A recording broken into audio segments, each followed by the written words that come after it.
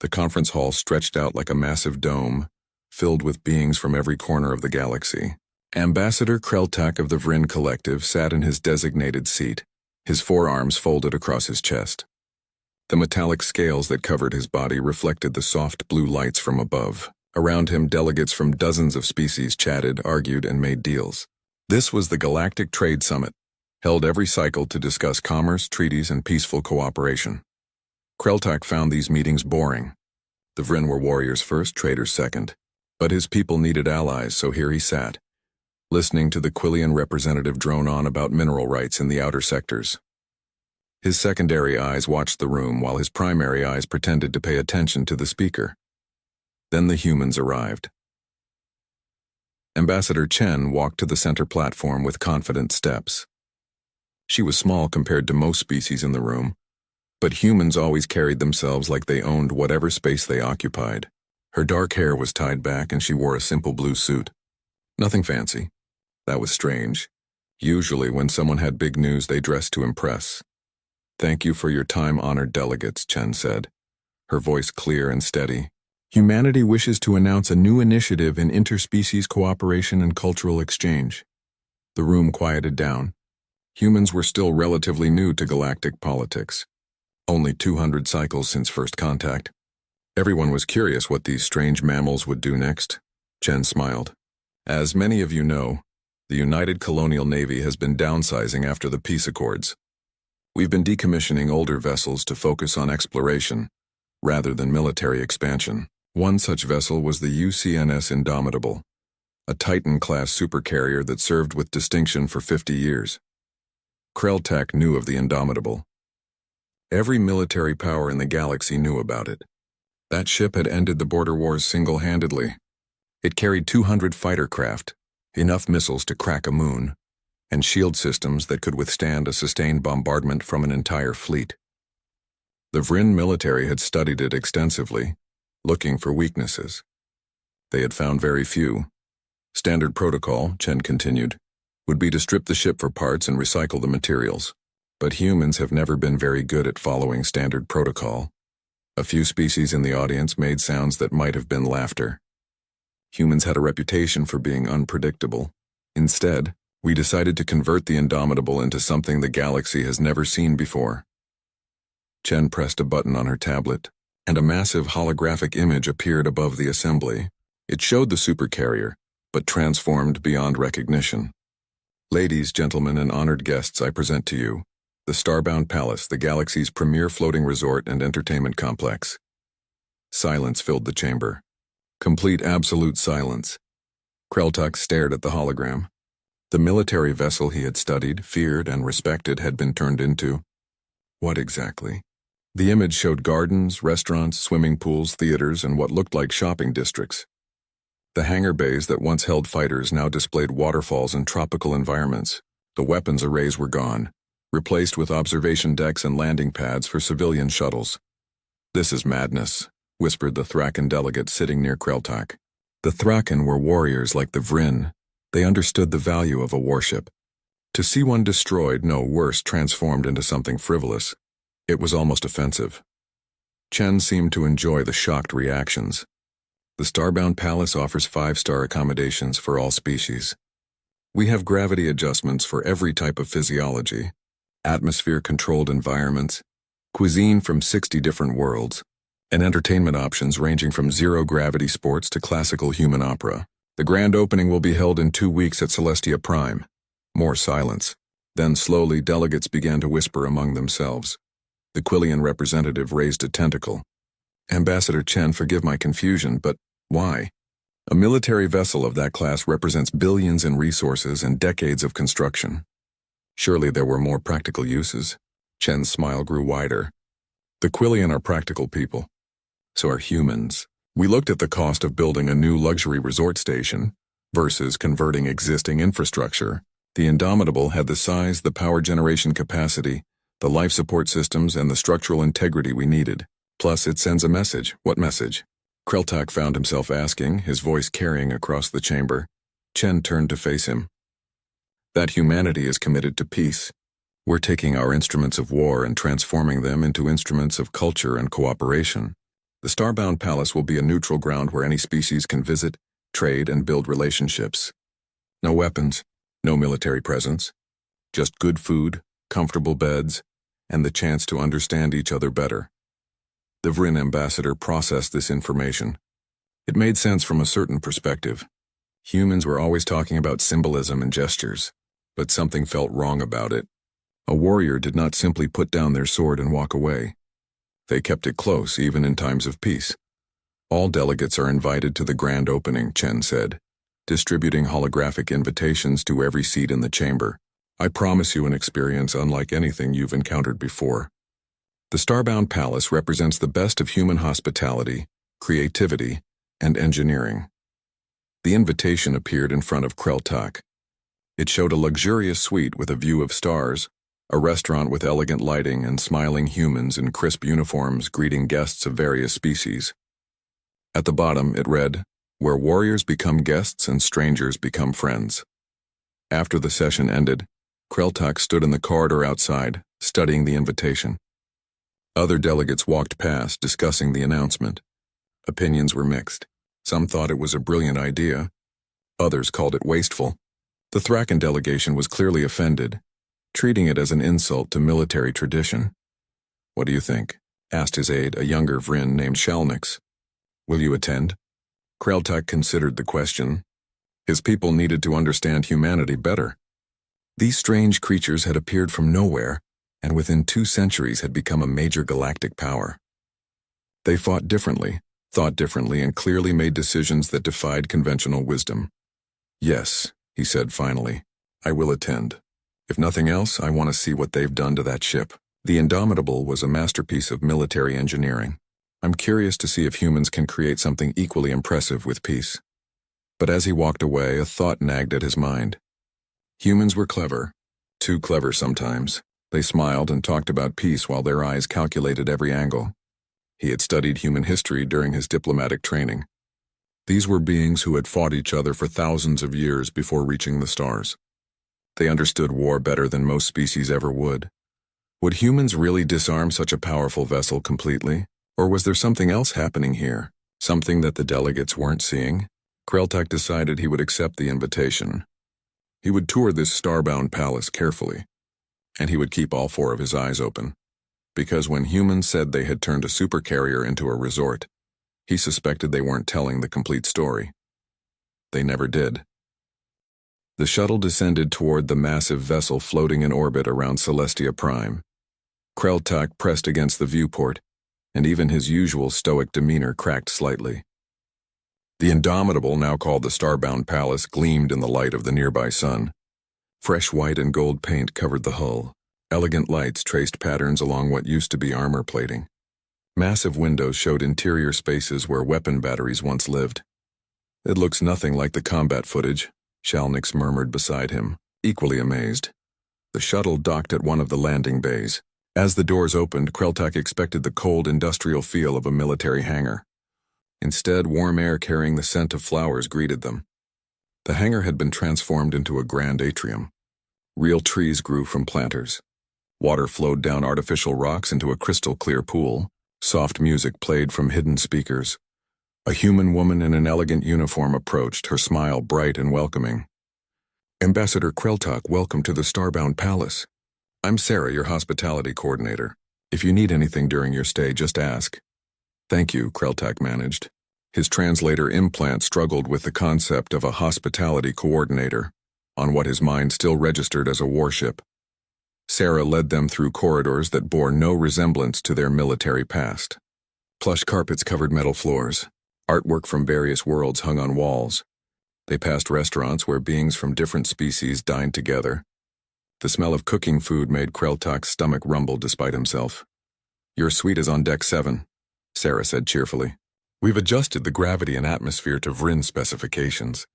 The minibar is stocked with beverages suitable for your biology, and the entertainment system has programs in your language." The suite was impressive. Large windows showed the curve of Celestia Prime below.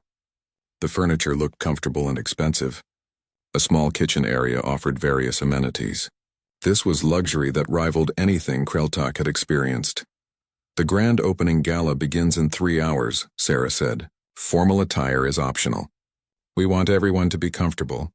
If you'd like a tour before the event, just contact me through the room's communication panel. After she left, Kreltak examined the room carefully.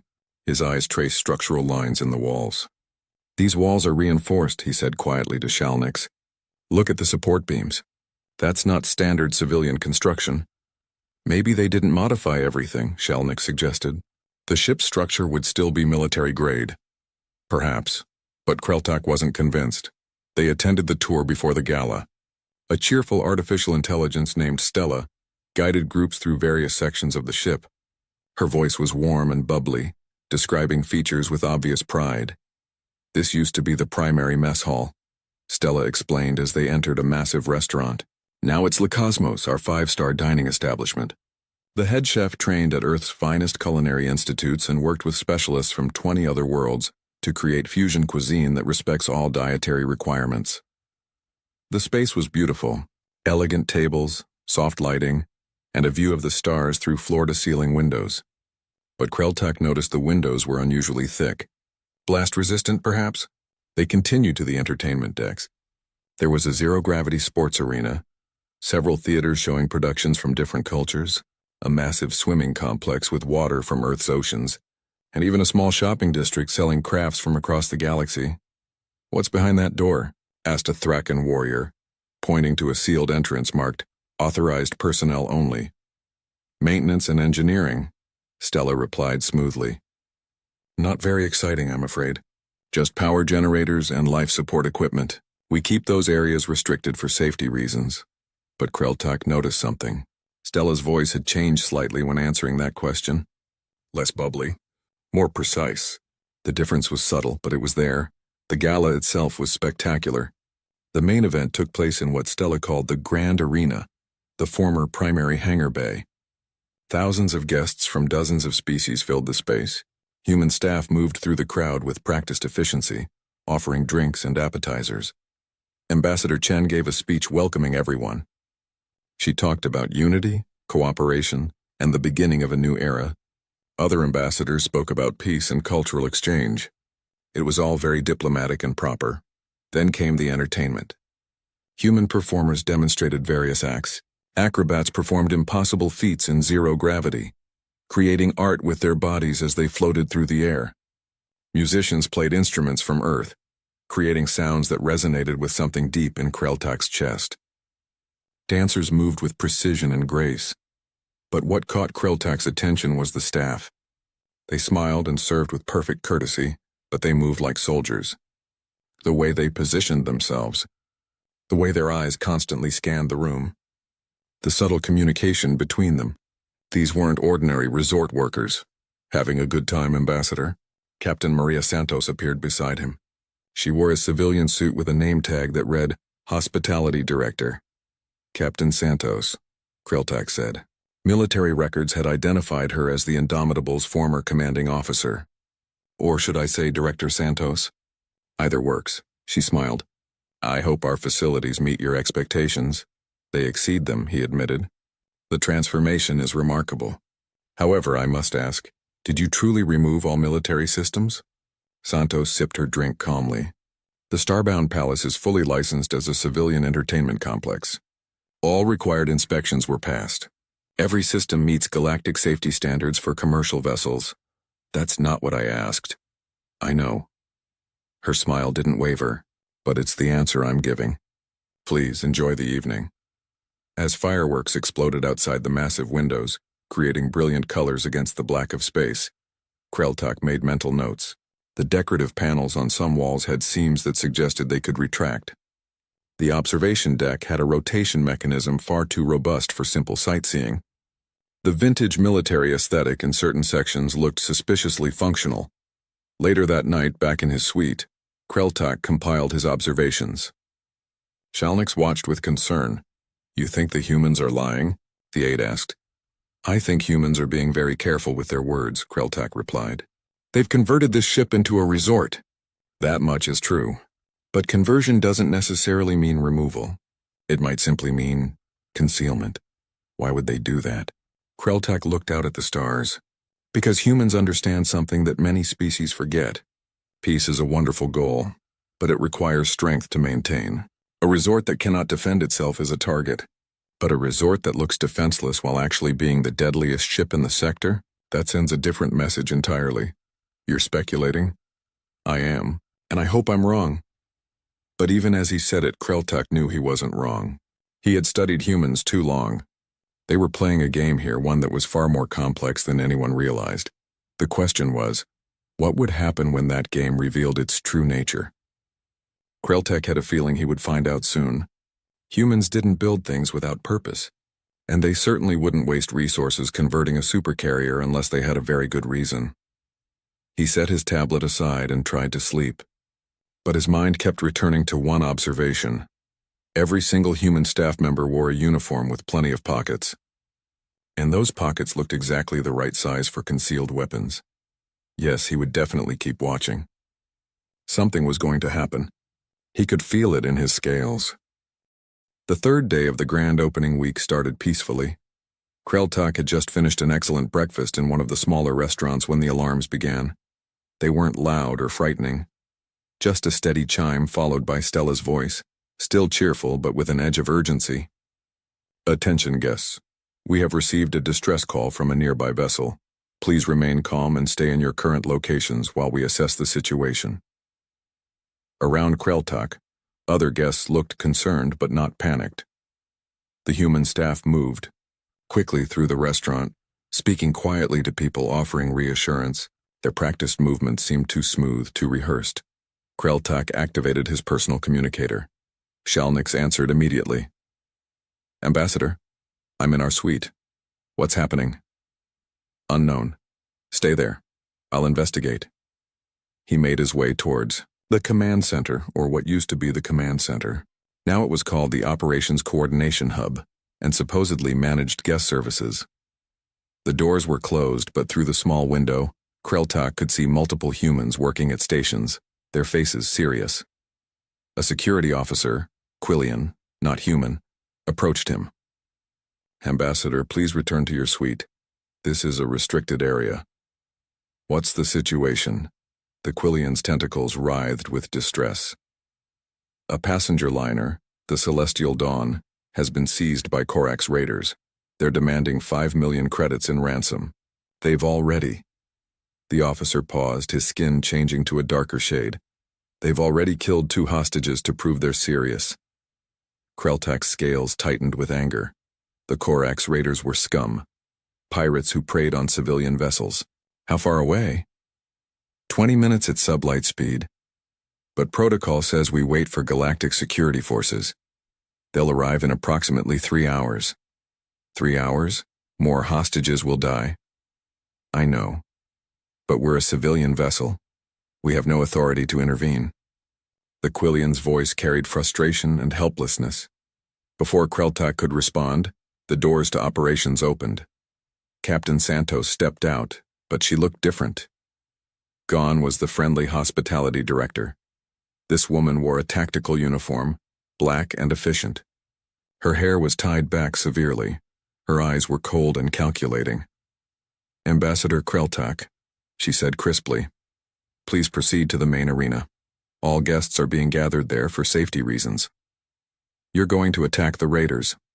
It wasn't a question. Santos met his gaze steadily. I'm going to ensure the safety of all beings in this sector. Please proceed to the arena. Kreltak didn't move. I'm a military commander. I've led fleets. If you're planning a rescue operation, I want to observe. Santos considered for a moment. Observation only. You interfere and you'll be removed forcibly. Clear? Clear. She led him into operations. The change was shocking. The guest services facade had been stripped away. Wall panels had retracted to reveal multiple tactical displays. Human crew members sat at military-grade workstations. Everything gleamed with the efficiency of a warship bridge. At the center stood a holographic display showing the Celestial Dawn surrounded by 4 Korax raider vessels. Santos studied it with the focused intensity of a predator. Stella, status report. The AI's voice was completely different now. No bubbly enthusiasm, just precise military efficiency.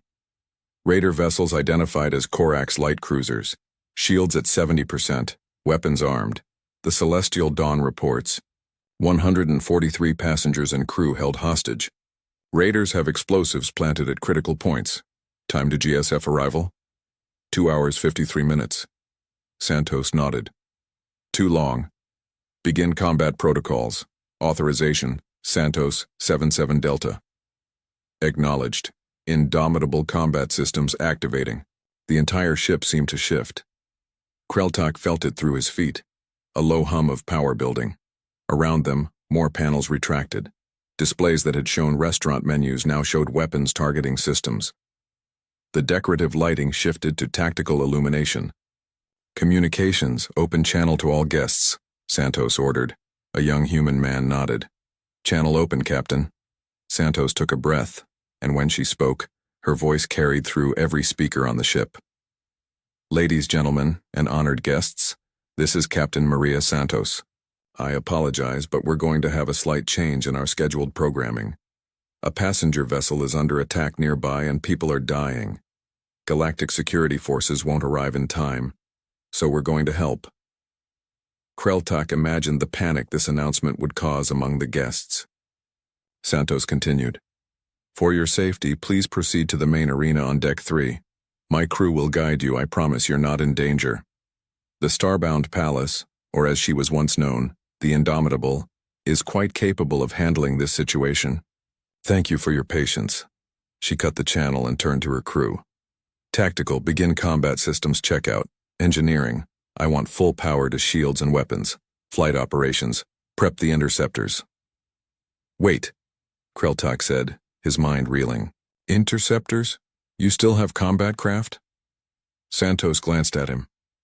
Did you really think we got rid of them? Those entertainment venues on the flight decks have retractable floors. Underneath, 2 full squadrons of fighters, ready to launch in under 5 minutes. The decorative panels, retractable armor and weapon covers. The observation deck mounts a naval railgun, 2 railguns actually. Santos smiled grimly. You're quite observant, Ambassador. A crew member called out. Captain, Corax raiders are hailing us. They're warning us not to approach. Ignore them. Helm, intercept course. Maximum sublight. The ship surged forward. Kreltak grabbed a railing for support. This was no lumbering resort vessel. The Indomitable moved like a predator, fast and deadly. Raider vessels are powering weapons, Tactical reported. Targeting solution acquired. Hold fire. Launch interceptors.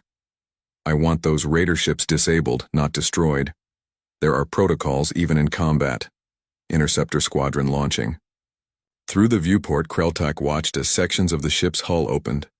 Combat craft shot out, their engines burning bright. They were sleek, deadly, and moving with perfect coordination. Stella, establish electronic warfare protocols. Jam their communications. Acknowledged. Deploying countermeasures. The holographic display showed the interceptors closing on the raider vessels. The Corax ships tried to respond, but they were clearly confused. They hadn't expected resistance, and certainly not from a resort ship. Railguns charged and locked, Tactical announced. Target their engines only. Precision shots. I want them dead in space, not dead. Aye, Captain. The Indomitable fired. Even in the vacuum of space, Kreltak imagined he could hear it. 2 lances of superheated metal crossed the distance in an instant. The raider vessel's engines exploded in brilliant flashes. Direct hits. Enemy vessels disabled. Interceptors maintain perimeter. Don't let them launch escape pods yet. Marines, you're cleared for boarding action. Get those hostages out. Another panel retracted and Kreltak saw what had been hidden behind it. An entire deployment bay with armed soldiers in power armor. They launched in boarding craft toward the Celestial Dawn.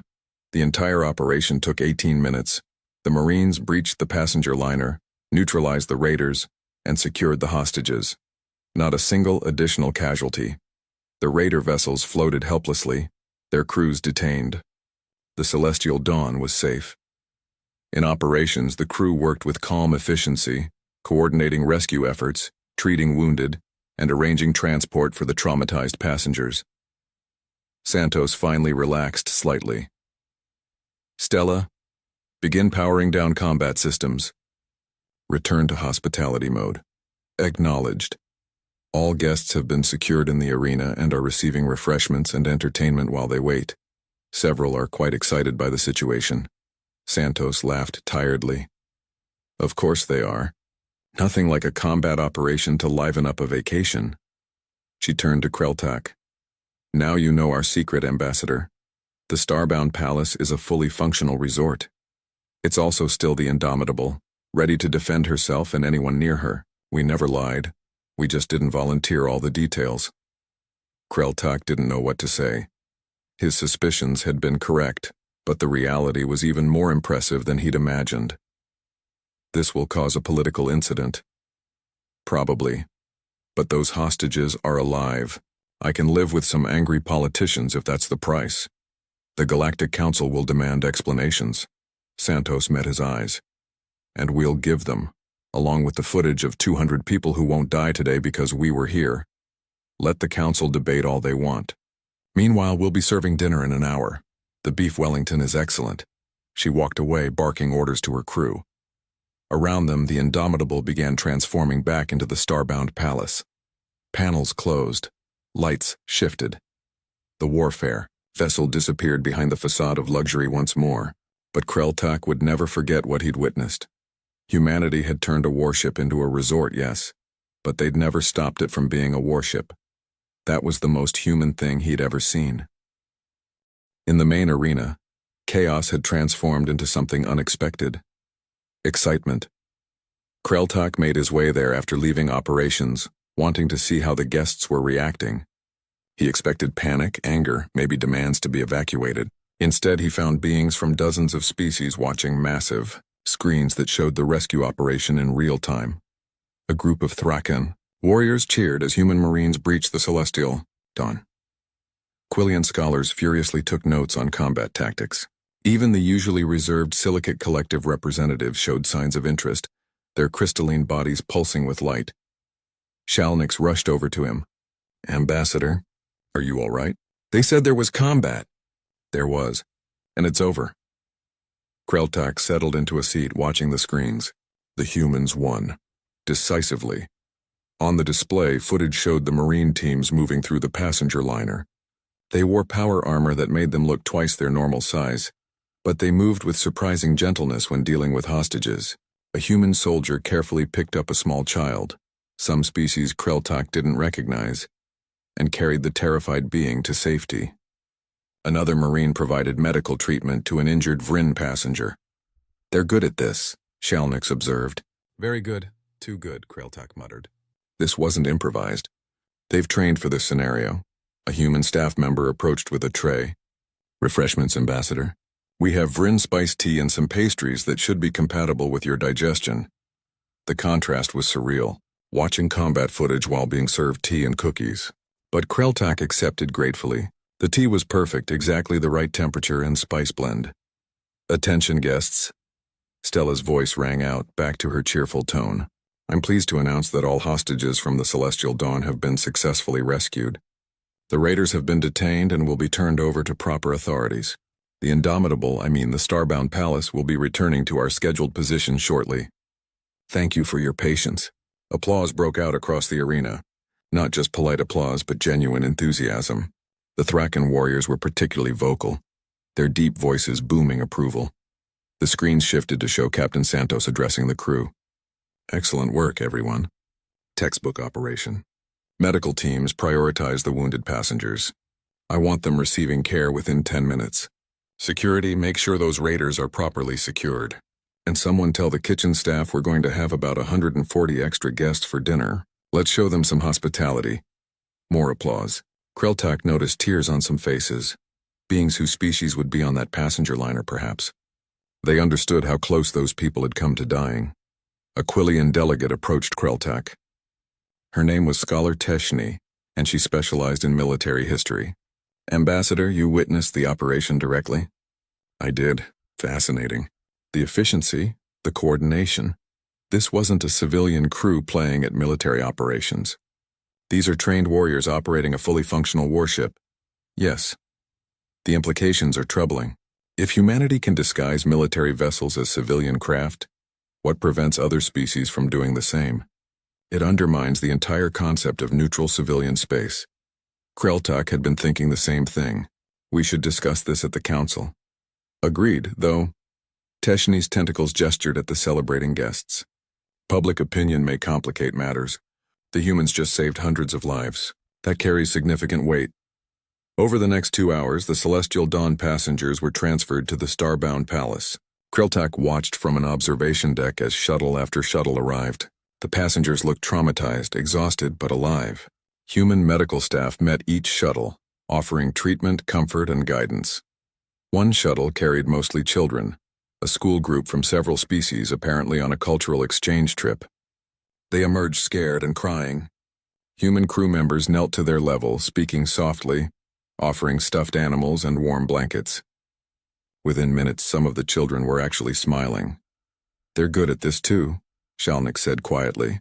Not just fighting, but caring. Humans contain multitudes, Kreltak replied.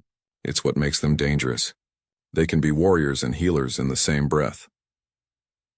Later that evening, Captain Santos made an announcement inviting all guests, including the rescued passengers, to a special dinner service. No charge, she said. You've been through enough. Let us take care of you. The main dining hall was packed. Kreltak found himself seated near a family from the Celestial Dawn, 2 adults and 3 children of the Pelter species. The children stared at everything with wide eyes, still processing their ordeal. A human server approached their table. His name tag read Miguel. He smiled warmly. Welcome. Tonight's menu has options from 30 different worlds. For the young ones, might I suggest the Terran chicken fingers? They're very popular with children. The smallest Pelter child, probably equivalent to a human 6-year-old, spoke in a tiny voice. Are we safe now? Miguel knelt down, meeting the child at eye level. You're absolutely safe. This ship has the best shields in the galaxy, the best crew, and nobody, and I mean nobody, is going to hurt you here. Captain's orders. Promise? I promise. In fact, after dinner, if your parents say it's okay, I can show you where we keep the fighter craft. Would you like that? The child nodded eagerly, fear already fading. Kreltak watched this interaction and understood something important. The humans hadn't just converted a warship into a resort. They'd created something that could be both, switching between roles as needed, a sword that could also be a shield, a fortress that welcomed guests. The food arrived, and it was exceptional. Whatever else could be said about humans, they took hospitality seriously. The rescued passengers ate hungrily, probably their first real meal since the attack. Human staff moved among the tables, checking on everyone, offering desserts and drinks, treating trauma victims like honored guests. Ambassador Chen appeared at Kreltak's table. May I sit? Please. She settled into a chair, looking tired but satisfied. I imagine you have questions. Many. But first I want to acknowledge something. Your crew saved hundreds of lives today. That matters more than political complications. Thank you, though I suspect the political complications are about to become significant. You're not wrong. The Council will demand answers. Some species will call this deception. Chen sighed. We told the truth. The Starbound Palace is a fully licensed, fully functional resort. We passed every inspection. Met every civilian standard. We just didn't remove the military systems. Technically, we never said we did. That's a thin distinction. Maybe. But here's the reality, Ambassador. We spent billions converting this ship, trained hundreds of crew members, created something unique in the galaxy. Did you really think we'd make it helpless? Did anyone honestly believe humans would build a massive luxury resort and just hope nothing bad would ever happen? Kreltak had to admit she had a point. No, I suppose not. We prepared for the worst while hoping for the best. That's very human. Maybe it's manipulative or deceptive from some perspectives. But those passengers over there? She gestured at the rescued beings. They're alive because we prepared. I can live with being called deceptive if that's the price. A commotion near the entrance drew their attention. Captain Santos entered, still in her tactical uniform, surrounded by some of the rescued passengers. They were thanking her, some crying with gratitude. She looked uncomfortable with the attention but accepted it gracefully. One of the Peltar parents approached Santos, holding their smallest child. Through a translator, they said, "You saved my baby. All our babies. How can we ever repay you?" Santos touched the child's head gently. "Keep them safe. Raise them well. Tell them that even in darkness someone will come to help. That's payment enough." Watching this scene, Kreltak felt his perspective shifting. Yes, the humans had been less than fully honest about their ship's capabilities. Yes, there would be political consequences. But they'd also demonstrated something important: power used in service of protecting the innocent. The Vryn understood strength. They respected warriors. But they'd always kept warfare and daily life separate. Humans seemed to blend them seamlessly. Soldiers who could fight brutally one moment and serve tea gently the next. "The Galactic Council meets in 3 days," Kreltak said to Chen. "You should prepare a statement. Already working on it." "Will the Vryn support us?" He considered carefully. His people valued honesty, but they also valued results. "I will recommend that we support your actions in this specific incident. The broader questions about military vessels disguised as civilian craft, those will require longer discussion." "That's fair." Chen stood, offering a traditional Vryn gesture of respect. Four-armed salute. "Thank you, Ambassador. Enjoy your dinner." As she walked away, Shalnix leaned close. "You're supporting them?" "I'm acknowledging reality. Humans have shown us something today, not just their military capability. We already knew they were formidable. They showed us their philosophy. They refuse to be only one thing. Resort or warship. Warriors or hosts, they're both and they make it work. Is that wisdom or madness?" Kreltak watched Captain Santos talking with rescued passengers, Miguel serving dessert to frightened children, and human crew members who had been soldiers an hour ago, now acting as waiters. Perhaps it's both. And perhaps that's exactly what the galaxy needed. The Galactic Council chamber buzzed with arguments. 1 week had passed since the incident at Celestia Prime, and every delegate seemed to have an opinion. Kreltak sat in his designated area, listening to the chaos and feeling very tired. "This is unacceptable," roared the craven delegate, his multiple heads speaking in unison. "Humans converted a military vessel and claimed it was civilian. This violates the spirit of galactic peace accords." "They saved lives," countered the Pelta representative, her voice shaking with emotion. "My nephew was on that ship. He's alive because of human intervention. The method doesn't justify the deception," argued scholar Teshni. "If every species begins hiding weapons on civilian vessels, neutral space becomes meaningless." The debate had raged for hours. Some supported humanity's actions. Others condemned them. The chamber was divided almost evenly, which meant nothing would be resolved quickly. High Arbiter Zex then, leader of the council, raised his primary manipulator for silence. The ancient being's patience was clearly wearing thin. "Enough. We will hear from the human delegation. Ambassador Chen, please present your statement." Chen rose, composed despite the hostile atmosphere. "Thank you, High Arbiter. Humanity wishes to address the concerns raised about the UCNS Indomitable, now known as the Starbound Palace." She activated a holographic display. "When we announced our conversion project, we stated we were transforming a military vessel into a resort and entertainment complex. This was and remains true. The Starbound Palace is a fully licensed civilian facility. We passed every required inspection by neutral third parties. Every system meets or exceeds commercial standards. But you kept the weapons," someone shouted. "We retained defensive and offensive capabilities, yes," Chen acknowledged calmly. "At no point did we claim otherwise. Review the transcripts from our announcement. We said we converted the vessel. We never said we removed its ability to defend itself." Murmurs rippled through the chamber. Chen continued. "Human history taught us hard lessons about being unprepared. We've learned that peace requires strength to maintain.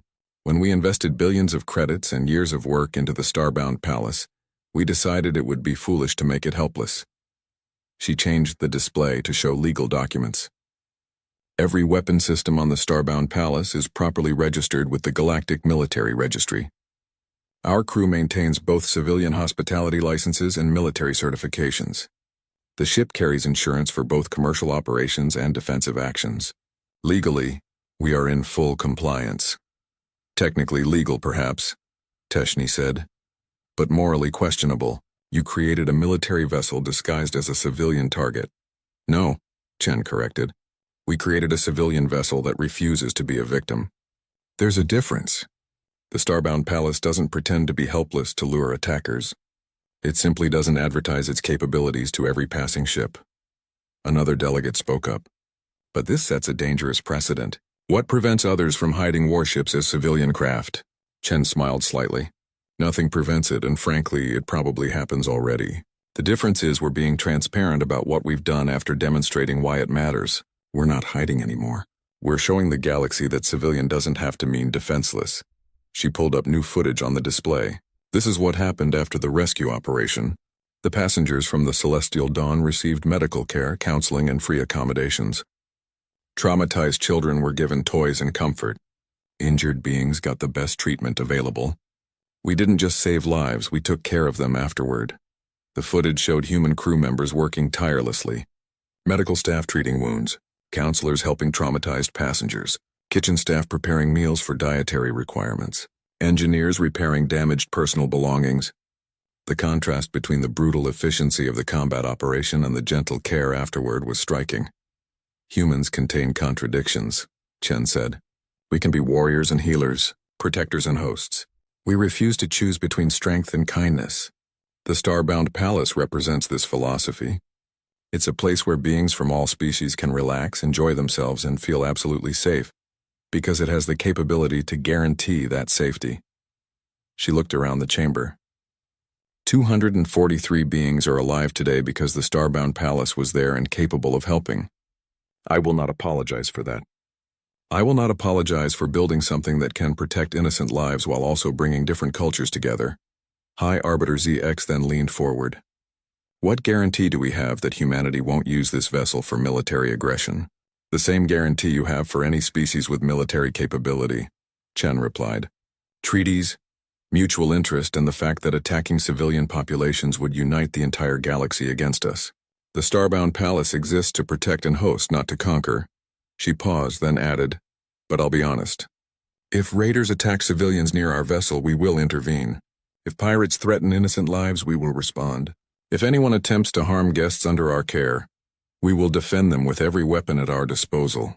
That's not aggression. That's responsibility. The chamber fell silent. Chen had essentially admitted the ship would act as both resort and guardian, and she seemed completely unapologetic about it. Kreltak rose to speak. High Arbiter, may I offer the Vryn perspective? Proceed, Ambassador Kreltak.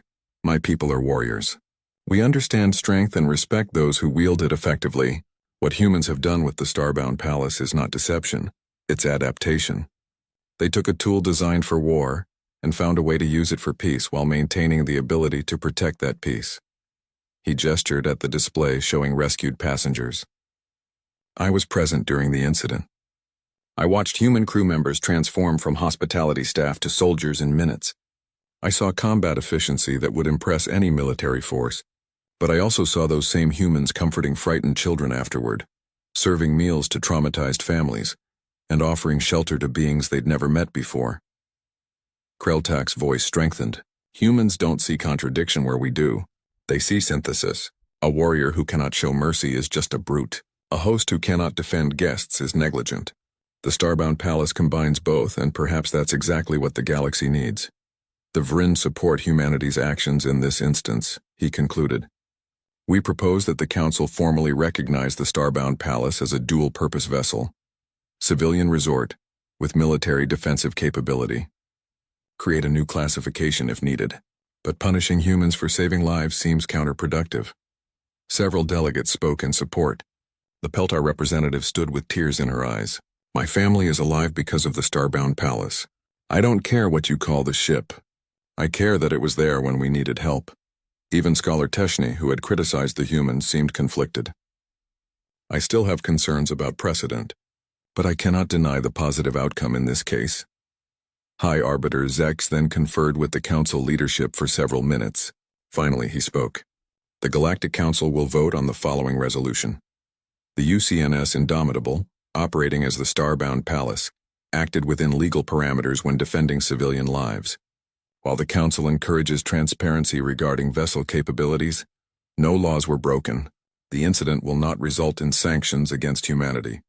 However, he continued, the Council will establish new guidelines for dual-purpose vessels. Any ship operating in civilian capacity while maintaining military systems must register as such and follow specific protocols. This applies to all species equally. The vote was called. After some deliberation, the resolution passed with a substantial majority. Chen nodded gracefully. Humanity accepts these terms. Will comply with all new guidelines and appreciate the Council's wisdom in recognizing the complexity of the situation. As the session ended, Kreltak approached Chen in the corridor outside. Congratulations. That could have gone much worse. Thanks to your support, Chen said. The Vrin carry significant weight in military matters. Your endorsement helped. I spoke the truth. Nothing more, he paused. Although I'm curious about one thing. How many other human vessels have similar capabilities? Chen's smile was enigmatic. That would be telling, Ambassador. Let's just say humanity believes in being prepared. I thought as much. Kreltak couldn't help but laugh. Your species is either brilliant or insane, why not both? Over the following weeks, something interesting happened. Bookings for the Starbound Palace tripled. Beings from across the galaxy wanted to experience the resort that could fight back. Some came for the novelty. Others came because they genuinely felt safer knowing their vacation destination could protect them. The human staff handled the increased attention with their usual efficiency. Stella cheerfully managed reservations while maintaining combat readiness. Captain Santos supervised both hospitality operations and tactical drills. The crew seamlessly switched between serving cocktails and maintaining weapon systems. Kreltak returned for a second visit. Br.